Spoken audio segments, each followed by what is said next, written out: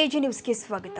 ಬೆಳಗಾವಿ ಜಿಲ್ಲೆ ಖಾನಾಪುರ ತಾಲೂಕಿನ ಯಡೋಗ ಕ್ರಾಸ್ ಬಳಿ ಕೆಎಸ್ಆರ್ಟಿಸಿ ಬಸ್ ಮತ್ತು ದ್ವಿಚಕ್ರ ವಾಹನ ಮುಖಾಮುಖಿ ಡಿಕ್ಕಿ ಆದ ಪರಿಣಾಮ ದೊಡ್ಡ ಹೊಸೂರು ಗ್ರಾಮದ ದ್ವಿಚಕ್ರ ವಾಹನ ಸವಾರ ಗೋವಿಂದ ಗೋಪಾಲ್ ತಿವೋಲ್ಕರ್ ಅವಿವಾಹಿತ ಸ್ಥಳದಲ್ಲಿ ಮೃತಪಟ್ಟಿದ್ದಾನೆ. ಖಾನಾಪುರ ಕೆಎಸ್ಆರ್ಟಿಸಿ ಡಿಪೋದ ಬಸ್ ಚಾಪಗಾಂವ್ದಿಂದ ಯಡೋಗ ಮಾರ್ಗವಾಗಿ ಖಾನಾಪುರಕ್ಕೆ ಬರ್ತಾ ಇತ್ತು ಎಂಬ ಮಾಹಿತಿ ಲಭ್ಯವಾಗಿದ್ದು, ಯುವಕ ದ್ವಿಚಕ್ರ ವಾಹನದಲ್ಲಿ ದೊಡ್ಡ ಹೊಸೂರು ಗ್ರಾಮಕ್ಕೆ ಹೋಗ್ತಾ ಇದ್ದಾಗ ಯಡೋಗ ಕ್ರಾಸ್ ಬಳಿ ಬೈಕ್ ಡಿಕ್ಕಿ ಹೊಡೆದ ಪರಿಣಾಮ ಸ್ಥಳದಲ್ಲಿ ಸಾವನ್ನಪ್ಪಿದ್ದಾನೆ.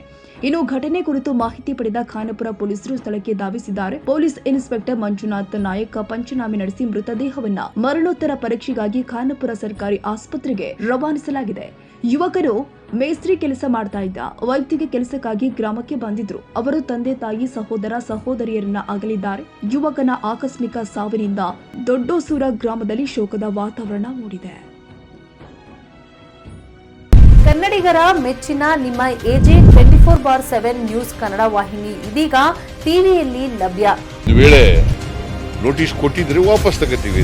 ಇವತ್ತು ವಕ್ಫ್ ಪ್ರಾಪರ್ಟಿ ಅಂತೇಳಿ ಬರ್ತದೆ ಅಂತ ಹೇಳಿದ್ರೆ ರೈತರ ಬೀದಿಗೆ ಬದಲು ಏನ್ ಮಾಡ್ಬೇಕಾಗತ್ತೆ? ಯಾರು ವೋಟ್ ಹಾಕಿಲ್ಲ ಅಂದ್ರೆ ಗ್ಯಾರಂಟಿನೆಲ್ಲ ಸ್ಟಾಪ್ ಮಾಡ್ಬಿಡ್ತೀವಿ.